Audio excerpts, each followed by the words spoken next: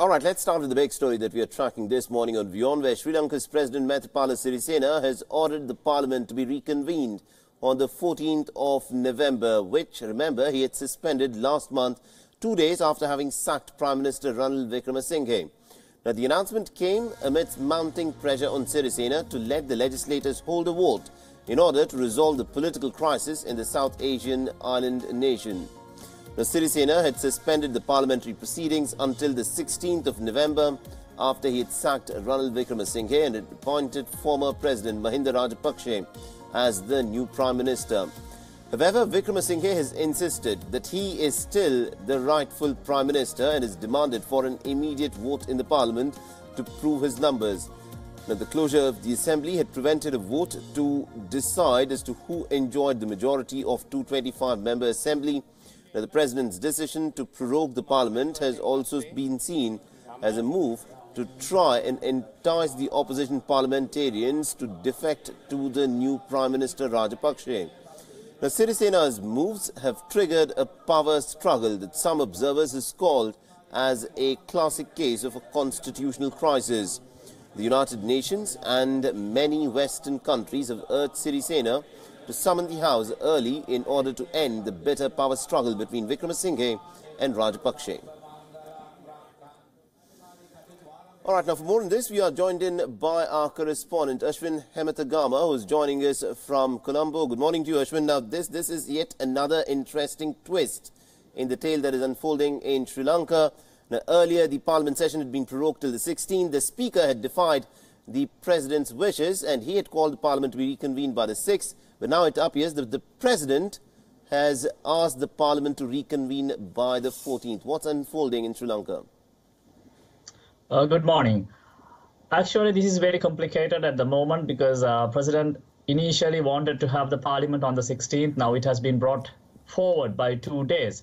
But according to analysts, the move was unlikely to modify his critics who have called for immediate summoning of the legislature.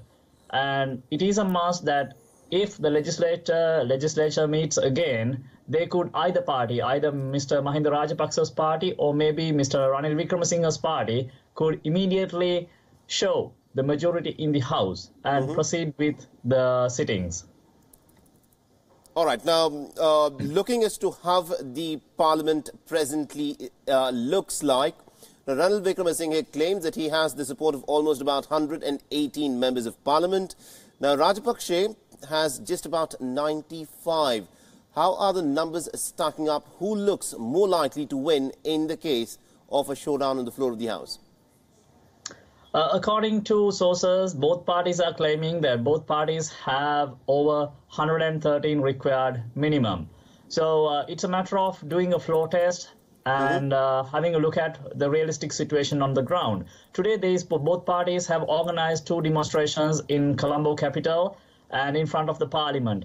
Around 3 o'clock, there's a demonstration organized by Mr. Wickeremesinghe's party in front of the Colombo Fort railway station, an iconic location where most parties and political leaders used to have their regular demonstrations. And in terms of Mr. Mahinda Rajapaksa's party, they are having a big gathering already organized in front of the parliament roundabout. So it will start around 12 noon. All right. And also considering the fact that, it is going to be a floor test that may take place once the parliament is reconvened, how are the smaller parties reacting to this crisis? In fact, the Marxist JVP, Janata Vimukti Perumuna, we call it in Sinhalese, the native language, and they have a number of limited seats in the parliament, and they have come forward not to support either party, and they have mentioned specifically that they will stand to safeguard what is meant in the constitution. And in terms of the TNA, the Tamil Majority Party, and most probably, according to critics, they would go ahead with supporting Mr. Ranil Wickeremesinghe. All right. Because they have about 16 members of parliament and their support is going to prove crucial. That's right, you are correct. Absolutely. And other parties, those who were with Mr. Rajapaksa, is going to remain with him. Mr. Ranil Wickeremesinghe would remain with him.